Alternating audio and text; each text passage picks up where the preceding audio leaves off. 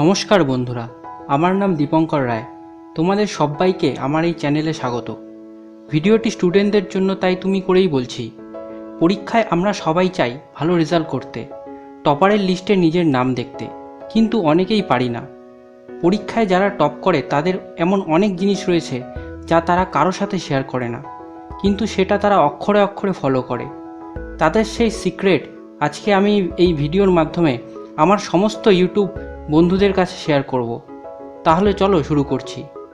তোমরা যারা পরীক্ষায় ভালো রেজাল্ট করতে চাও, হয়তো তোমরা শুধু এটাই ভাবো কিভাবে পড়ার সময় ইনক্রিজ করব, কিভাবে সমস্ত সিলেবাস খুব সহজে শেষ করব।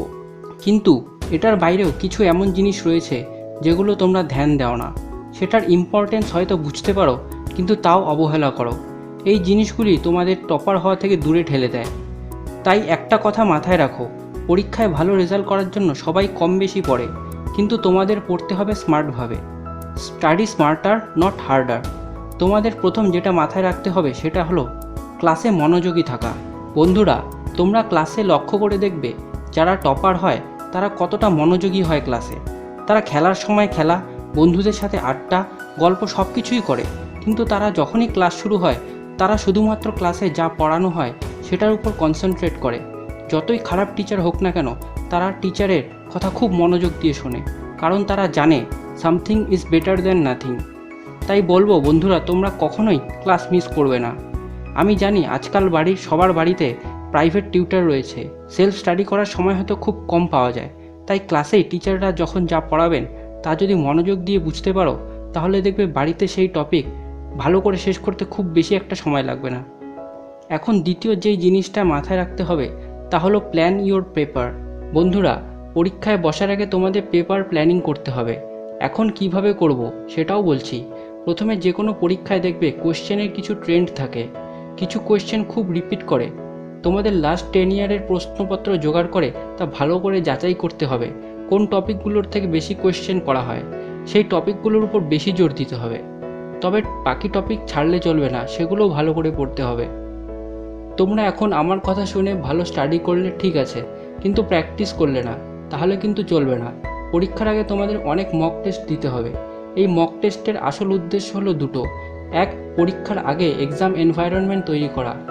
অনেকেরই এক্সাম হলে ভীষণ টেনশন হয়, টেনশনে অ্যান্সার জানা সত্ত্বেও গুলিয়ে যায়, অনেক সিলি মিস্টেক হয়। কিন্তু আসল পরীক্ষার আগেই যদি আমরা মক টেস্টে পার্টিসিপেট করি, তাহলে সেই এক্সাম হলের টেনশন অনেকটাই কেটে যায়, সিলি মিস্টেক খুব কম হয়। দ্বিতীয় উদ্দেশ্য হলো নিজেদের যাচাই করা, আমাদের প্রিপারেশন কতটা মজবুত, কত সময় লাগছে অ্যান্সার করতে। যদি বেশি সময় লাগে তাহলে বুঝতে হবে আরও প্র্যাকটিস দরকার, আরও মক টেস্ট দিতে হবে, যতদিন না সময়ের মধ্যে অ্যান্সার করতে পারছো।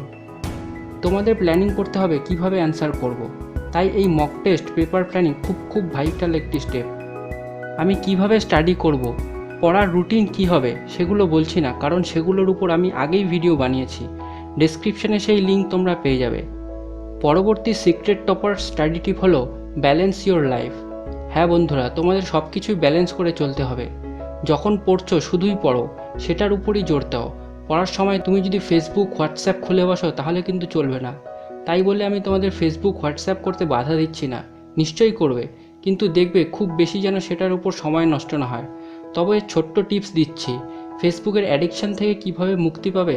প্রথমত, তোমাদের ফ্রেন্ড লিস্টে যত আননোন ফ্রেন্ড আছে তাদের আনফ্রেন্ড করো। খুব কম ফ্রেন্ড রাখবে ফ্রেন্ড লিস্টে, যারা শুধুমাত্র পরিচিত তাদেরই রাখো। অযথা বিভিন্ন গ্রুপে অ্যাড হবে না। SMS নোটিফিকেশান অফ রাখবে। যদি চাও আমি এটা নিয়ে ডিটেল ভিডিও বানাবো তাহলে কমেন্টে জানাবে। পরবর্তী টিপস হলো, যেই টপিক পড়ছো তখন সেটা জানার জন্য পড়ো। চোখ বন্ধ করে মুখস্থ করে গেলে, কিন্তু কি মুখস্থ করলে সেটা বুঝলেই না, সেটা কখনোই করবে না। যদি না বুঝে মুখস্থ করো, দেখবে 5-6 দিন পর ভুলে গেছো কি পড়েছিলে। কিন্তু তুমি যদি টপিকটাকে বুঝে পড়ে পড়ো, তাহলে দেখবে সেরকম মুখস্থ করারও দরকার পড়বে না, তুমি নিজেই নিজের মতন করে লিখতে পারবে। তাই বলবো, যখন পড়বে তখন বুঝে পড়বে। বন্ধুরা, তাহলে আজকে আমরা কী টপারদের সিক্রেট স্টাডি টিপ রয়েছে তা শিখলাম, তা আরেকবার রিপিট করছি। 1 হচ্ছে ক্লাসে মনোযোগী থাকা। 2, পরীক্ষার আগে পেপার প্ল্যান করা ও মক টেস্ট দেওয়া। 3, সব কিছু ব্যালেন্স করে চলা, স্টাডি ও মজা দুটোই। 4, পড়ার সময় বুঝে বুঝে পড়া। আমার এই স্টাডি টিপসগুলো তোমরা যদি ঠিকমতো ফলো করো তাহলে নিশ্চয়ই অনেক ভালো রেজাল্ট করবে। জানি বলা সহজ, ফলো করা কঠিন, কিন্তু আমি জানি তোমরা পারবে। তোমাদের মধ্যে সেই শক্তি রয়েছে, শুধু সেই ঘুমিয়ে পড়া শক্তিটাকে জাগিয়ে তুলতে হবে। আশা করছি এই ভিডিও দেখার পর তোমাদের মধ্যে সেই ঘুমিয়ে থাকা শক্তি এখন জেগে গেছে। তাহলে আর দেরি না, সবাই ভালো করে পড়ো।